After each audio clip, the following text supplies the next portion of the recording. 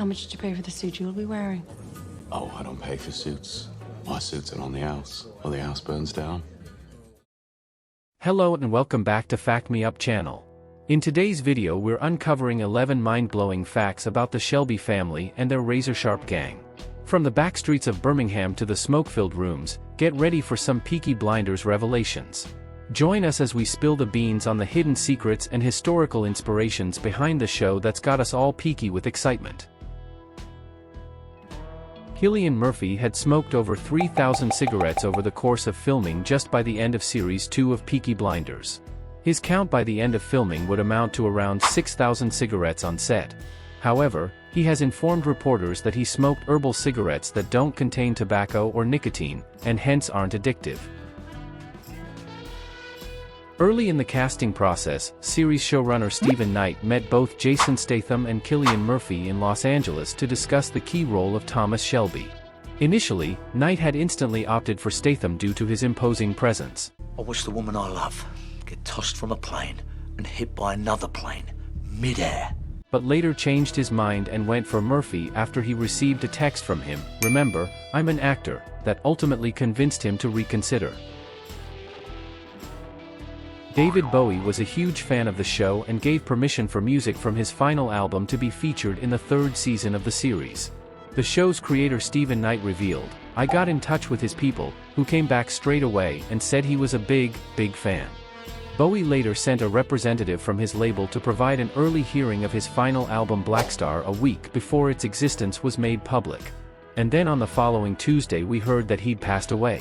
It seems that his people were keen to establish that we could use it before he died. Bowie's song Lazarus from his last album was used in the 5th episode of the 3rd season.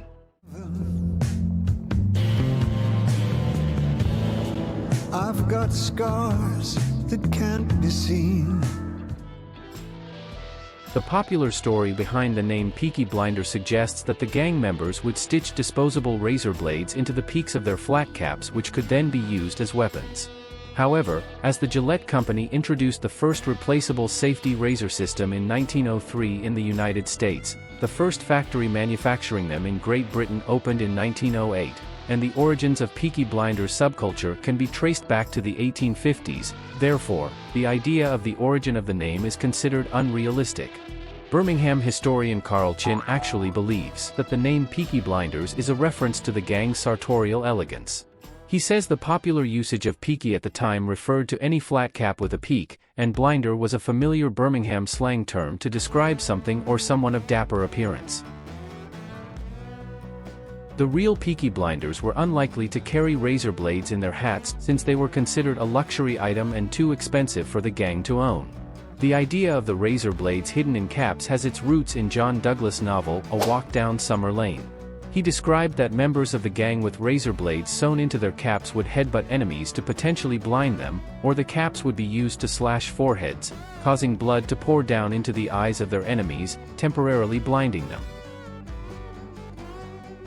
While the show has often received criticism for the seemingly inaccurate accents, much of the cast and crew have confirmed that they are historically accurate. The 1920s dialect for Birmingham was said to be slightly different compared to the way the Birmingham accent might sound today. Helen McCrory did a lot of research when preparing for her role of Polly Gray, and has stated the accents are authentic 1920s Birmingham dialects. Despite this, many UK viewers believe that the accents are watered-down versions of proper dialect to appeal to US viewers. Nothing that's women's business. This whole bloody enterprise was women's business while you boys were away at war. What's changed? We came back.